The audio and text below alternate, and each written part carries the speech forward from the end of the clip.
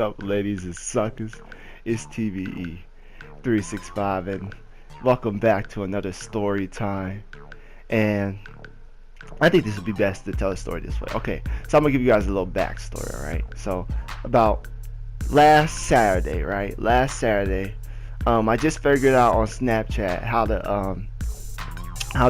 to see people that added you on Snapchat, and you need to add them back basically. So they can see your story, but you can't see their story. So I just figured out how that works. So I'm going through and I see like 6 people added me, and they have the most basic names. They look like just basic people, like people that just, maybe friends saw my name on Facebook or Instagram or something, just added me. Like there's like Michael Simpson 89, Jefferson like 32, like just basic names. Like they just seem like normal people.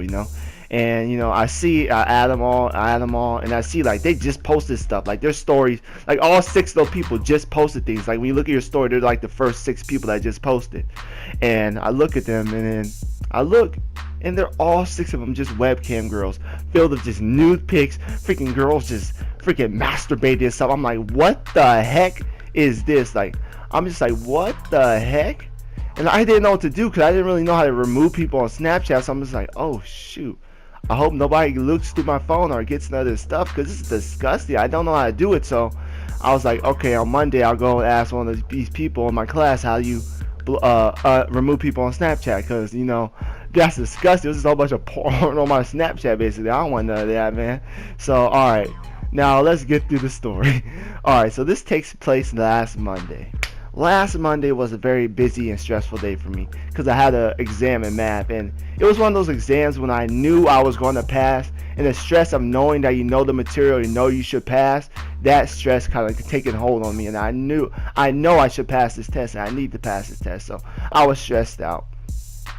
Plus, I had to register for classes that Monday because I had priority registration, and I don't remember what classes I needed to register for, so I needed to go to the office and ask them what classes I need to register for. So I thought, no big deal. Right before my PE class, because I have 2 classes, a PE class and then a math class.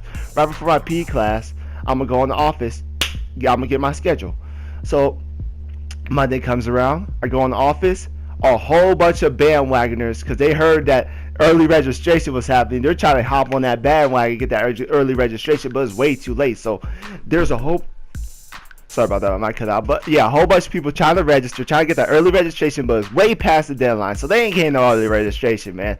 So I'm sitting there for 30 minutes or like 40 minutes, already going to be late to my PE class, trying to just get my schedule, which only takes like 30 seconds, man. So finally, get to the front line, get my schedule. Now I go to my PE class later this month. Get in there, beast, do my thing. Halfway through, we have like a little water break.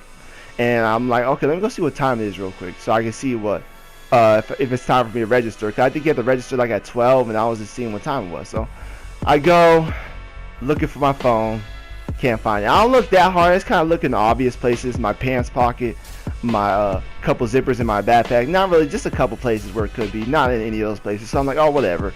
I'll look for it later.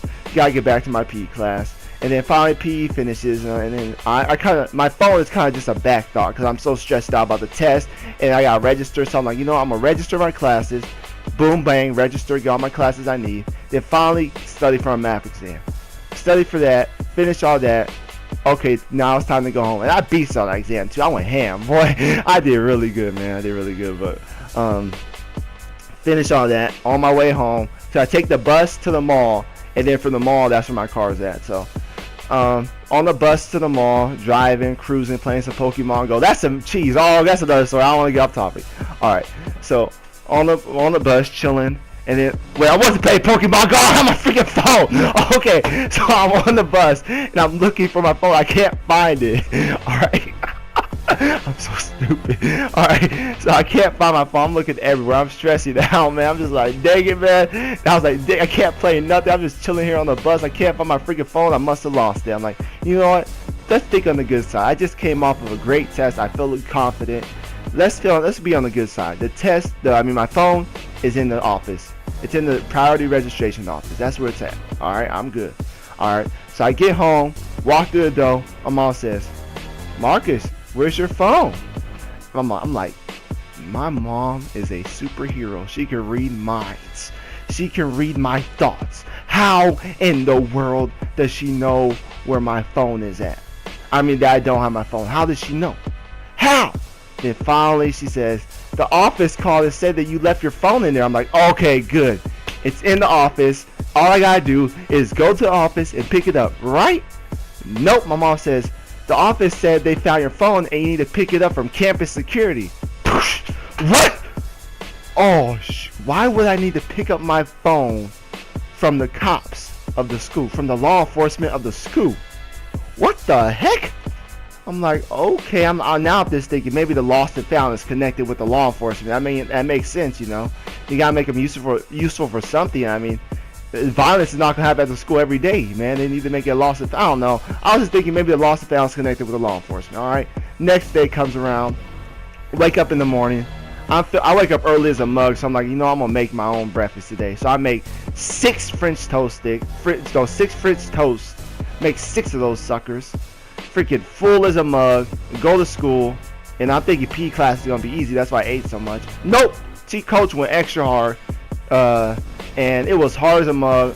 And I drank too much water, so practice ends. Time to go get my phone. I feel like I'm about to throw up right now. I feel so tired and exhausted. I'm just like, you know that feeling when you feel the water in your stomach just moving around, and that feeling of like the throw up is like in your throat. That's how I felt, man. I felt awful. I was just like, hopefully I just go and get my phone, won't have any issues, man. Hopefully, because I'm thinking right now they probably look through my Snapchats, all that. I'm just like, no, let's not think about that. Let's change it. Let's be positive, man. Positive vibes, as the kids say these days. I'm just kidding. As we say these days, but. Fine. Oh, 6 minutes. This is where the story gets crazy. All right. Let me try to say this. All right. So, I go to the information center or the admission office because I think that's where law enforcement is where everybody else is at. That's where everybody's at. The admissions, transcripts. Everybody's in this one office. So I'm like, okay, that's probably where lost and found law enforcement's at.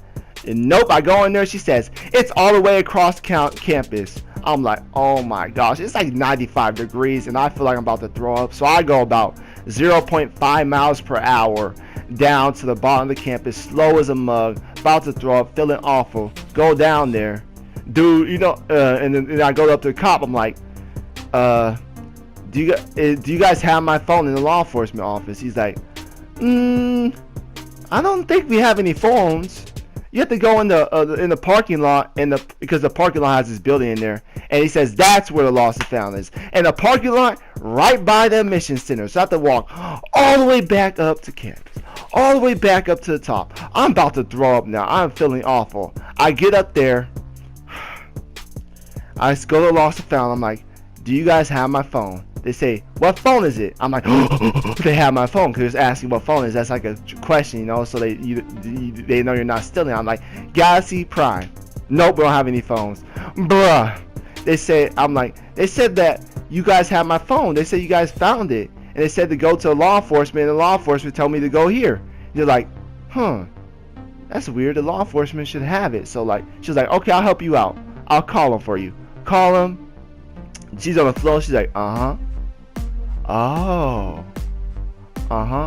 okay. She puts down the phone. This is where it gets really weird, man. She puts down the phone. She says, you need to speak to the detective. I forgot his name. Writes down his number. Says you need to speak to him. He has your phone. Oh, I'm screwed. Why do I need to speak to why does a detective have my phone? What the hell? I'm scared as a mug. So she gives me a number to call. I walk off, about to call a number. Then I'm like, this chick right here. How am I supposed to call someone when I don't have a phone? She can't. So I walk back up to her. I'm like, you see, I would call him, but I don't have a freaking phone. She's like, oh, okay, I'll call him for you. Calls him. No one answers. She's like, oh yeah, he gets off of work at 11 a.m. This boy works from 8 in the morning to 11.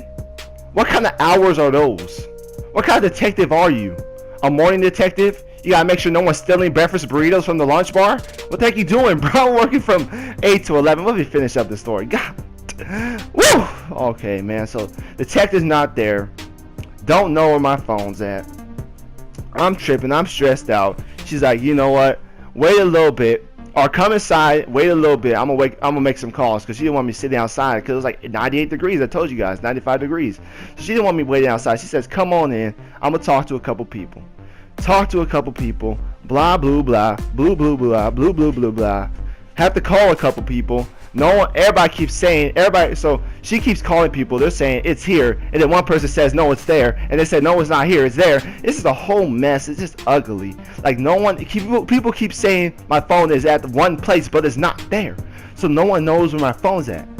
And so like, I don't know where it's at, so I'm stressing out. I'm like, I'm never gonna get my phone back. Detective done took my phone, looked through it. Now he's probably going to the SWAT team about to have me arrested because he probably looked through that Snapchat or something. I mean, he probably looked through that phone. Probably saw like, and probably even looked through my kick chat. Those kick chats are disgusting, boy. I'm thinking I'm screwed, man. Whatever. And then finally, she makes one more call. She's like, "Where'd you leave it at?"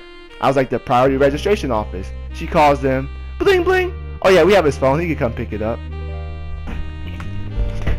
You're telling me the phone was in the same place I lost it the whole entire time, but they want to lie to me and say the cops have it?